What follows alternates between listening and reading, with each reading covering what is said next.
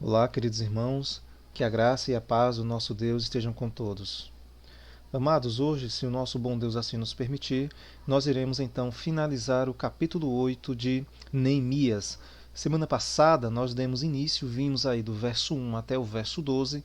Hoje, se o nosso bom Deus nos permitir, iremos ver do verso 13 até o verso 18. Mas antes de prosseguirmos, oremos ao nosso Deus, pedindo a sua ajuda para compreendermos a sua palavra. Amado Deus, obrigado, Senhor, pelas obras extraordinárias das tuas mãos, pela obra da salvação, por esse plano perfeito e maravilhoso com que o Senhor nos salvou. Amado Deus, te pedimos humildemente que o Senhor nos ajude a compreender a tua palavra, para que nós possamos aplicá-la em nossas vidas e viver de acordo com aquilo que o Senhor nos tem ensinado. Amado Deus, oramos em prol dos irmãos que estão passando por momentos difíceis, que estão literalmente atravessando o vale da sombra da morte. Que o Senhor possa dar a eles refrigério, que o Senhor, que é o Deus de toda consolação, possa os consolar.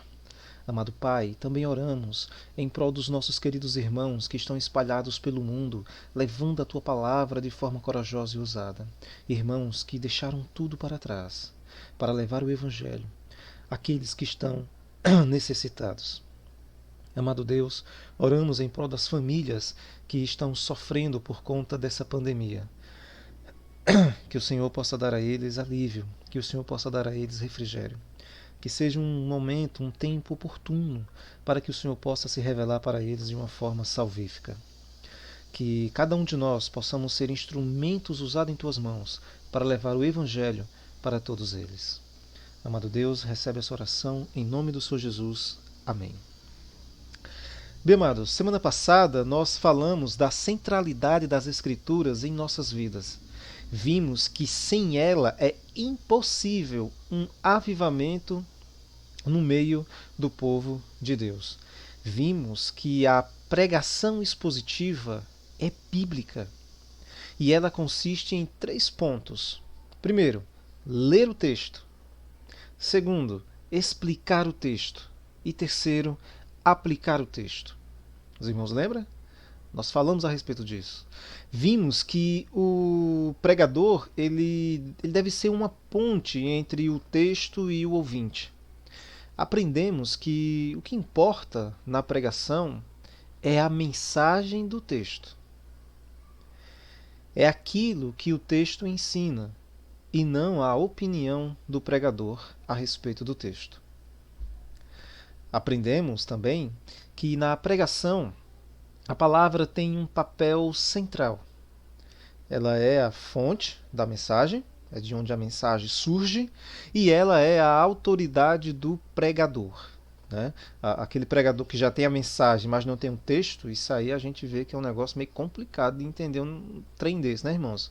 Então, a mensagem, ela emana do texto. Primeiro você lê o texto e o texto é quem vai lhe dizer qual é a mensagem. Nós não podemos ir para as Escrituras já com uma mensagem, já com um título, já com um tema, não. É o texto em si quem vai nos dizer qual é o tema, qual vai ser a mensagem, qual título nós iremos dar. A autoridade da pregação vem da palavra. E a autoridade que o pregador tem para ensinar a palavra vem da própria palavra. O pregador não está ali para falar aquilo que ele acha a respeito do texto, aquilo que ele pensa a respeito do texto. Ele não está ali para expressar sua opinião a respeito do texto. Ele está ali para pregar o texto. Ele tem que ler o texto, explicar o texto dentro do contexto dele e trazer aplicações práticas para os ouvintes. Pequeno resumo aí, né, do que a gente viu semana passada para contextualizar melhor os irmãos. Então nós iremos ver aí dos versos 13 até o verso 18.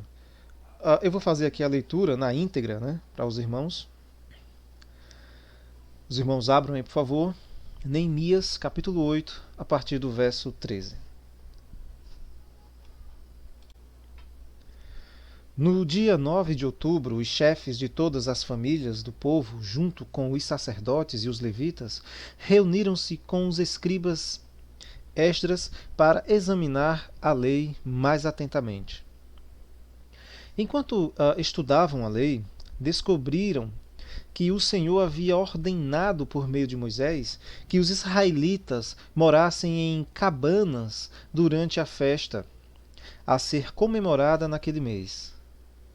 Ele tinha dito que se devia fazer uma proclamação por todas as suas cidades e em Jerusalém, para que o povo fosse até os montes apanhar ramos de oliveiras cultivados e oliveiras silvestres, ramos de murtas, de palmeiras e de outras árvores frondosas.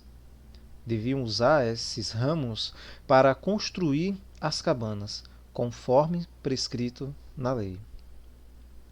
O povo saiu, cortou ramos e os usou para construir cabanas nos terraços das casas, nos seus pátios, nos pátios do templo de Deus, na praça junto à porta das águas e na praça junto à porta de Efraim. Então, todos que haviam regressado do cativeiro moraram nessas cabanas durante a festa. E todos estavam cheios de grande alegria. Os israelitas não celebravam a festa dessa maneira desde os dias de Josué, filho de Num. Durante os 7 dias da festa, Esdras leu o livro da lei de Deus a cada dia. Então, no 8º dia, realizaram uma reunião solene conforme prescrito. Nossa, irmãos, que texto formidável. Então partimos então, irmãos, para a exposição. Relembrando aqui para os amados, o verso 13, né? Vamos falar agora a respeito da festa dos tabernáculos, né? No dia 9 de outubro, lembrando que a minha versão aqui, a NVT, ela pega essa data. No dia 9 de outubro, os chefes de todas as famílias do povo, junto com os sacerdotes e os levitas, eles reuniram-se com os escribas Esdras para examinar a lei mais atentamente. Os irmãos lembram que Esdras era muito bem preparado, era um teólogo extraordinariamente bem preparado. Ele era um amante da palavra de Deus, um grande estudioso que dedicou a sua vida em conhecer a Bíblia, em ensiná-la e aplicar ela na vida do povo, né? Ele era um escriba e também ele era um sacerdote. O verso, então, como nós vimos semana passada, a leitura, a explicação e a aplicação da palavra de Deus, ela trouxe para o povo um grande avivamento. Houve uma grande comoção nacional causada pela compreensão das Escrituras. A palavra tem que ser pregada de forma clara e objetiva. Isso é um ponto importantíssimo, né? A palavra tem que, para que ela possa produzir o efeito desejado, né, o objetivo dela possa realmente ser eficaz, ela tem que ser pregada de forma fiel, ela tem que ser, e o evangelho, a pregação do evangelho é de uma forma simples. O evangelho, a pregação é simples, né? Os pregadores é quem dificulta as coisas, né, torna ela muito estranha, né? Mas o evangelho é puro e simples. A missão do pregador é pregar o evangelho de forma pura e simples. Então, a palavra tem que ser explicada de uma forma simples que o povo possa entender. E o método bíblico para o ensino da palavra de Deus dessa forma é o que nós aprendemos aqui no capítulo 8 de Neemias, né? É pregação expositiva. Mas a mudança que a compreensão da palavra trouxe, ela não foi, irmãos, somente para o povo, mas para os líderes também. Eles foram até Esdras para se aprofundarem mais no conhecimento da palavra de Deus. Essa é uma grande lição para nós que pregamos a palavra, que nós possamos, amados, nos dedicar cada vez mais no conhecimento das Escrituras. Nós devemos estar atentos, principalmente para a forma como nós estamos vivendo. Pois se não vivemos de acordo com aquilo que pregamos, então somos hipócritas. Devemos nos dedicar cada vez mais em conhecer as Escrituras para poder ensiná-la com fidelidade. E a melhor forma de ensinarmos, a maneira mais eficaz de ensinar alguém é através do nosso próprio exemplo. Pois o pregador que não vive aquilo que prega, ele é hipócrita. Os irmãos lembram que o Senhor Jesus já falou isso a respeito dos fariseus. Jesus chamou os fariseus de hipócritas, porque eles não viviam aquilo que eles pregavam. Eles pregavam uma coisa e viviam outra. Jesus até teve que falar, né? Escuta o que eles dizem, mas não faz o que eles fazem. Então Jesus não está elogiando eles não, isso aí é hipocrisia, né? Então o pregador ele tem que ser fiel, ele tem que viver aquilo que ele prega. A liderança da igreja é quem deve, irmãos, de fato tomar a iniciativa no estudo das Escrituras. É muito estranho quando os membros da igreja, o rebanho, eles se dedicam em se aprofundar nas Escrituras muito mais do que o pastor. Poxa, não faz sentido. É muito estranho quando o povo ele se dedica mais em aprender da Bíblia do que a liderança da igreja. Isso não é normal. O normal é a liderança da igreja se ajuntarem, estudarem, se aprofundarem nas Escrituras e assim ajudar o povo também a amadurecer e a crescer na palavra. Então essa iniciativa deve sim partir da liderança. Eles devem servir de exemplos para o povo. Eles devem estimular o povo à leitura e ao estudo profundo das Escrituras. Amados, que o Senhor nos ajude a sermos um exemplo para que o povo de Deus venha a se dedicar cada vez mais nas Escrituras Sagradas. Seguindo aí, amados, os versos 14 e 15 diz: Enquanto estudavam a lei, descobriram que o Senhor havia ordenado por meio de Moisés que os israelitas morassem em cabanas durante a festa a ser comemorada naquele mês. Ele tinha dito que se devia fazer uma proclamação por todas as suas cidades e em Jerusalém, para que o povo fosse até os montes apanhar ramos de oliveiras cultivadas e oliveiras silvestres, ramos de murtas, de palmeiras e de outras árvores frondosas. Deviam usar esses ramos para construir as cabanas, conforme prescrito pela lei. Ao examinarem as Escrituras, eles encontraram as orientações de Deus para a realização da festa dos tabernáculos. Essa era uma das principais festas que eles deveriam comemorar. Só relembrando aqui rapidinho para os irmãos, né? Nós temos aí a Páscoa, a festa de Pentecoste e a festa dos tabernáculos. Essas são as três principais festas. Haviam outras festividades, mas essas três eram as principais. Nessa festa dos tabernáculos, eles deveriam relembrar, irmãos, o período em que eles viveram lá no deserto, morando em tendas, e de como o Senhor os ajudou nesse tempo. Outro ponto importante nessa festa é que eles deveriam celebrar o fim da colheita. Eles deveriam agradecer a Deus por providenciar o seu sustento. E o Senhor tem sido muito generoso, né, irmãos, para conosco. Ele tem sido o nosso grande provedor. O Senhor tem nos dado muito mais do que nós realmente precisamos para viver. O Senhor tem sido muito, muito generoso para conosco. Louvado seja o Senhor. Portanto, irmãos, essa era uma festa que deveria ser comemorada com muita alegria e gratidão no coração, aonde eles deveriam reconhecer a graça de Deus em suas vidas. Eles deveriam agradecer pela providência de Deus. Como vimos, essa era uma das principais festas dos judeus.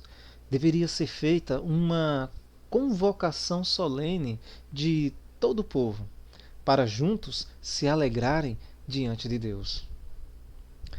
Queridos irmãos, o povo de Deus é um povo alegre, pois a nossa alegria está no Senhor, pois Ele é o Deus da nossa salvação.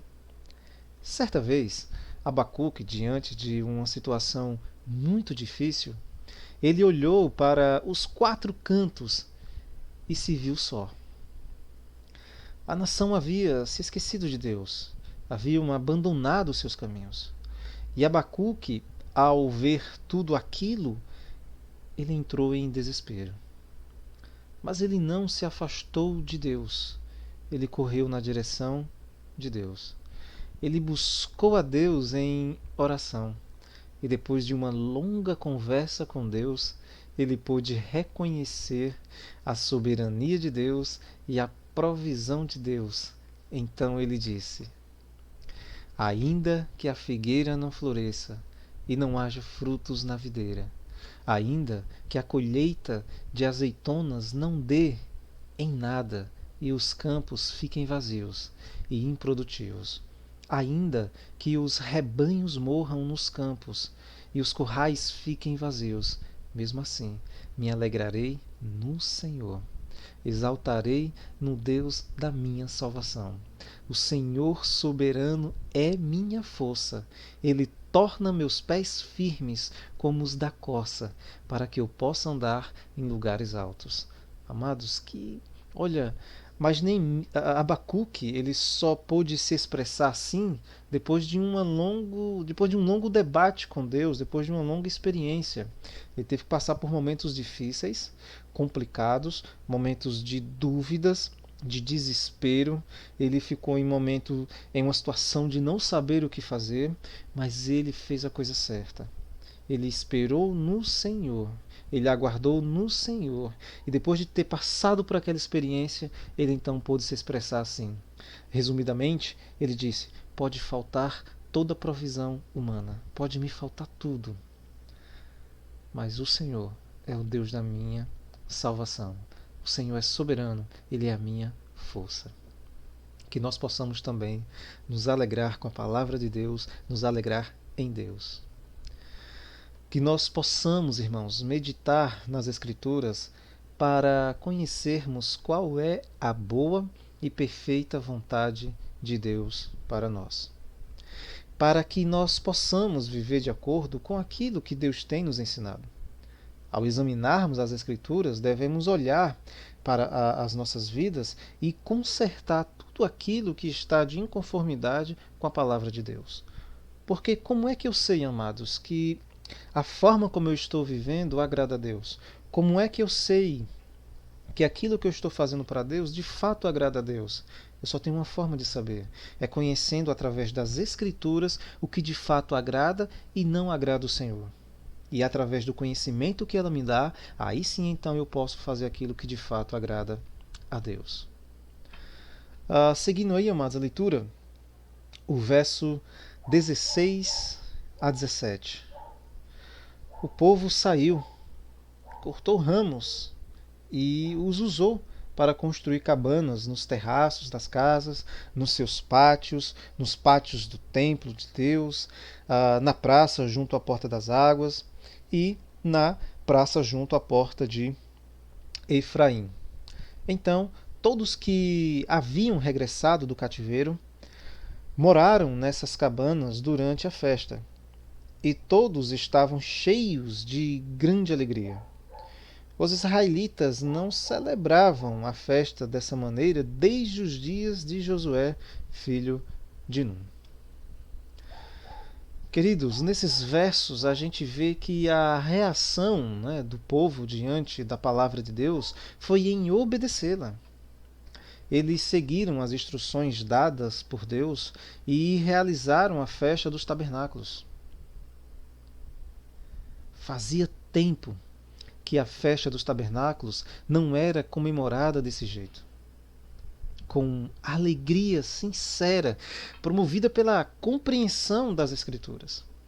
O texto nos informa que a última vez em que essa festa foi comemorada desse jeito foi nos dias de Josué.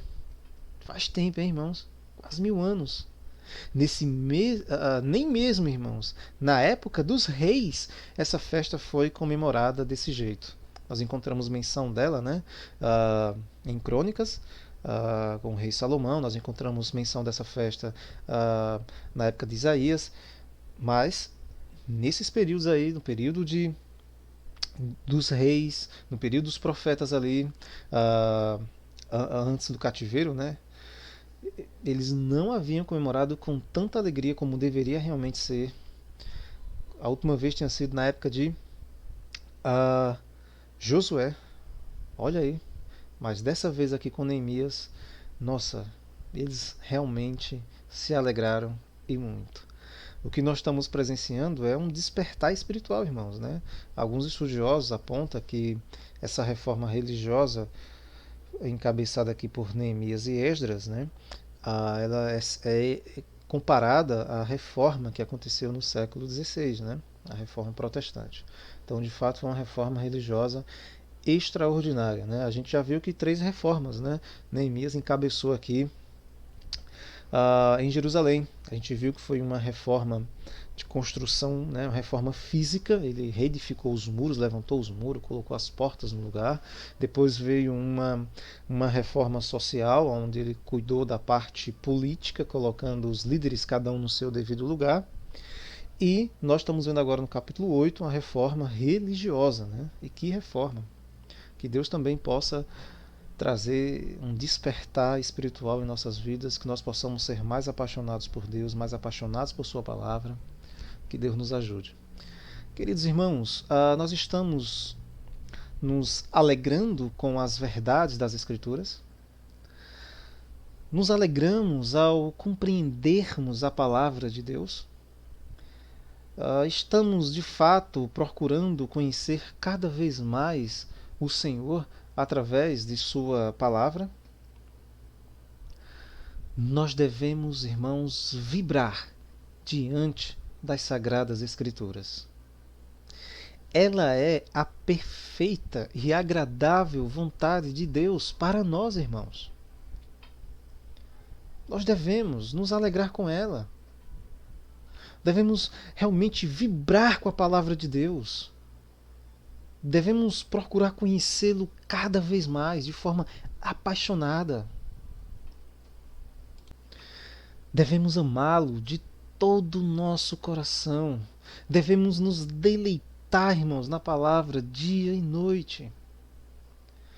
Amados, na época de Oséias, foi dirigida tais palavras para o povo de Deus. Os irmãos vão relembrar aqui.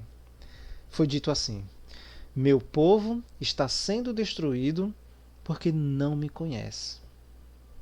Porque vocês, sacerdotes, não querem me conhecer. Eu não os conhecerei como meus sacerdotes, porque se esqueceram da lei do seu Deus. Eu me esquecerei também de seus filhos. Está lá em Oséias capítulo 4, verso 6. É um texto forte. O povo de Deus estava sendo destruído porque o povo de Deus não conhecia Deus. O texto fala que os sacerdotes eles não queriam, eles rejeitaram conhecer o Senhor. Irmãos, isso é lamentável, mas infelizmente é uma realidade em nosso meio, né? No meio cristão. Certa feita, um estudioso disse que, esqueci o nome dele agora, ele disse que estamos em uma época complicada em que o evangelho tem que ser pregado aos evangélicos. Olha que situação. É grande o número de evangélicos analfabeto do evangelho, analfabeto das escrituras. Evangélicos que não conhecem as escrituras, não conhecem a palavra de Deus. Irmãos, que essas palavras que foram dirigidas ao povo na época de Oséias não sejam palavras dirigidas para nós. Que nós possamos ser conhecidos pelo nosso amor pelas Escrituras, pela satisfação que temos na palavra de Deus, e não pelo nosso relaxamento, né, pela nossa frieza para com a palavra. Nós já estamos aí na reta final, irmãos. O último verso, né, versículo 18. Durante os 7 dias de festa, Esdras leu o livro da lei de Deus a cada dia. Então, no 8º dia, realizaram uma reunião solene conforme prescrito. Amados, o texto nos informa que durante os 7 dias de festa, a palavra de Deus ela foi ensinada ao povo, pois ela era o centro dessa festividade. Ela era, irmãos, a razão daquela festa estar acontecendo. Pois não podemos nos esquecer que a Bíblia ela é a palavra de Deus. É Deus falando aos nossos corações. É Deus nos ensinando, nos dando instruções, nos dizendo o que é certo e o que é errado. É nas Escrituras que Deus se revela de uma forma pessoal e salvadora. Né? É verdade que Deus se revela também, os seus atributos invisíveis, eles são manifestos na criação. Mas a revelação salvífica de Deus é através das Escrituras. Através da criação, eu posso chegar a tomar conhecimento de que existe um Deus criador, um Deus supremo, um Deus soberano.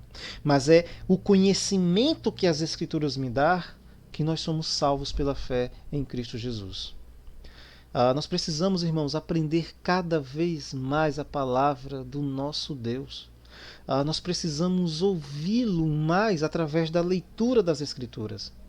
Nós precisamos dedicar o nosso coração na leitura, na explicação e na aplicação da palavra de Deus. Nós precisamos compreender a centralidade da palavra de Deus em nossas vidas. Nós precisamos compreender a centralidade da palavra de Deus em nossas vidas e não haverá crescimentos, irmãos. Não haverá crescimento espiritual em nossas vidas se nós não nos dedicarmos em aprender a palavra de Deus. Irmãos, preste atenção.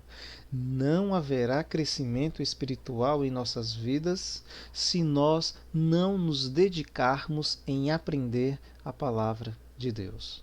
Amados, não haverá crescimento na igreja se a palavra não é colocada em seu devido lugar. E o lugar das Escrituras na igreja é no centro. Ela é o nosso livro de fé, de prática. É ela. A autoridade maior na igreja não é o pastor, não. A autoridade maior na igreja é a palavra de Deus. A igreja deve viver de acordo com aquilo que a palavra ensina, não necessariamente de acordo com aquilo que o pastor ensina. Se aquilo que o pastor ensina está de acordo com aquilo que Deus ensina, então tudo ok. Mas se aquilo que o pastor ensina não está de acordo com as Escrituras, a igreja não deve se submeter a isso. A igreja deve se submeter à autoridade da palavra de Deus. Irmãos, Calvino, certa vez, ele disse que quem não estuda a Bíblia, ele confunde heresia com a voz de Deus. E isso é verdade. É uma pura verdade. Isso já na época de Calvino ele já tinha entendimento. Que quem não estuda a Bíblia, essa pessoa que não estuda, ela vai confundir a heresia com a voz de Deus. Nós precisamos, irmãos, conhecer a verdade para poder combater o erro. Como é que eu vou combater o erro se eu não conheço a verdade? Como é que eu vou combater aquilo que está errado se eu não sei aquilo que é certo? Então devemos entender que experiência com Deus é experiência com a palavra. E se nós queremos ter uma experiência mais profunda com Deus, uma experiência mais íntima com Deus, então é preciso também ter uma experiência mais profunda e mais íntima com a palavra de Deus. Então, eu sempre falei isso com os irmãos, intimidade com Deus é intimidade com a palavra. O quanto que nós verdadeiramente conhecemos a Deus? Isso é medido mediante o quanto que eu conheço a palavra. Eu finalizo então, queridos irmãos, dizendo que Deus, orando, pedindo a Deus que Deus nos dê a graça de conhecê-lo cada vez mais. Que cada um de nós possamos ser preenchidos e enriquecidos com o conhecimento a respeito do Senhor. Louvado seja o Senhor por nos dar essa riqueza de entendermos a sua palavra. Que coisa maravilhosa, irmãos, é podermos conhecer a palavra de Deus. Oremos ao nosso bom Deus. Amado Deus e Pai, obrigado porque o Senhor nos deu o privilégio de entendermos a Tua palavra. Nós, por conta própria, jamais chegaríamos ao conhecimento da Tua palavra, da Tua vontade. O Senhor, através do Espírito Santo, tem nos dado a bênção de entender. Nós hoje podemos ler, compreender e aplicar as verdades da Tua santa palavra.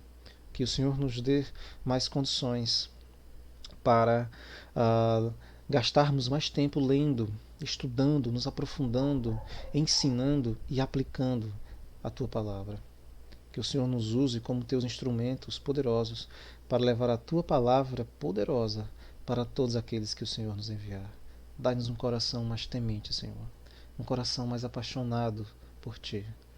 Ora ao Senhor pedindo que o Senhor desperta-nos, ó Deus, para que nós possamos verdadeiramente expressar nossa alegria em Ti, que nós possamos entender que o Senhor é a nossa força, que o Senhor é a nossa alegria, que povo forte e feliz é aquele povo que conhece a Ti. Feliz é aquele que conhece a Tua palavra, que obedece a Tua palavra, que vive de acordo com a Tua palavra. Amado Deus, recebe essa oração em nome do Senhor Jesus. Amém.